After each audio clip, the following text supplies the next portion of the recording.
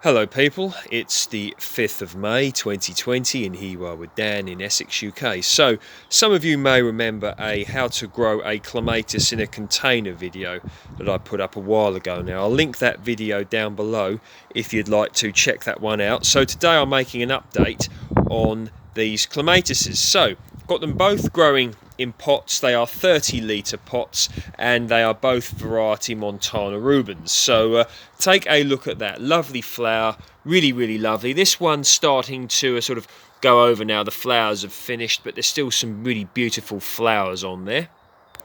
And this one here is still flowering really nicely. So you could see the flowers there, just how beautiful they are. Really nice. So what I do when they're finished flowering, I cut them down to about here or so on the cane, so you can see where the thicker canes end. I normally cut them down here. It'll then grow up and then I'll get some flowers on that next year. So really nice. In terms of feeding, what I've done is given them some organic feed at the start of the year. I'm watering them twice a week, and it's generally recommended actually when you grow clematis in a container, you don't grow it in a dark plastic pot because they don't actually like their roots to be too warm.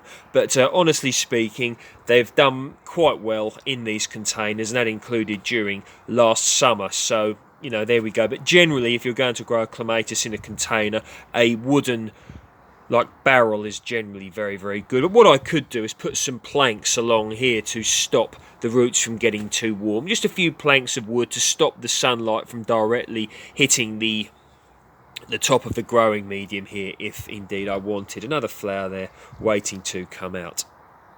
So growing a clematis in a container, or clematis depending on what one's pronunciation is, it's really worth growing them in a container if you want to, you know, let's say you rent your property and you want, if and when you move, you want to take the clematis with you, you indeed can. And of course also you can move it around your garden, different places to try it out. Very much worthwhile doing, and the bees absolutely love the flowers. So really beautiful. All sorts of different varieties you can get. You can get ones with different shaped flowers.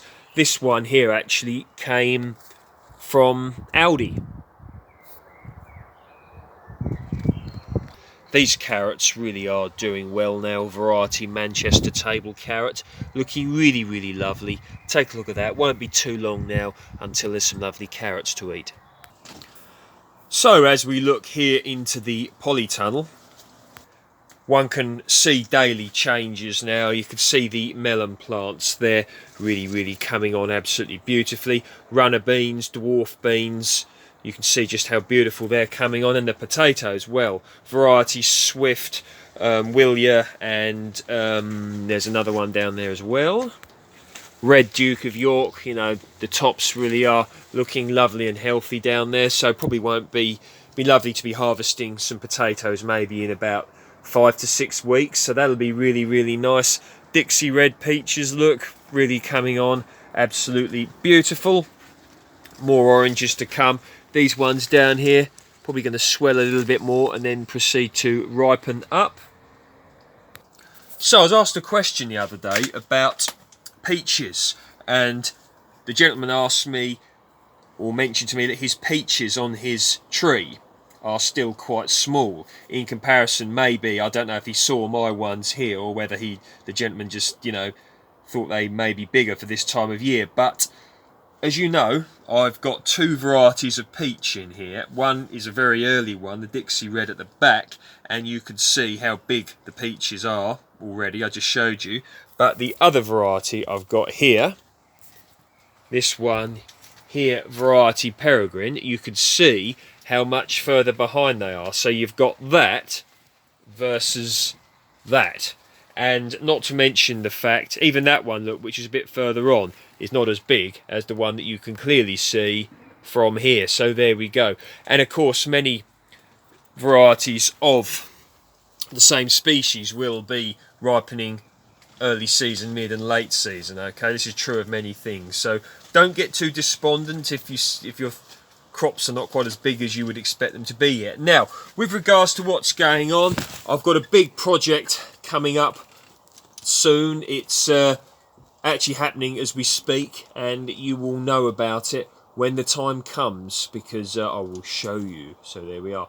Now, hope everybody out there is doing well. If you like my work, please feel free to like, share, and subscribe. See you next time. And Dan_Home Gardens on Instagram, if indeed you are interested. Take care.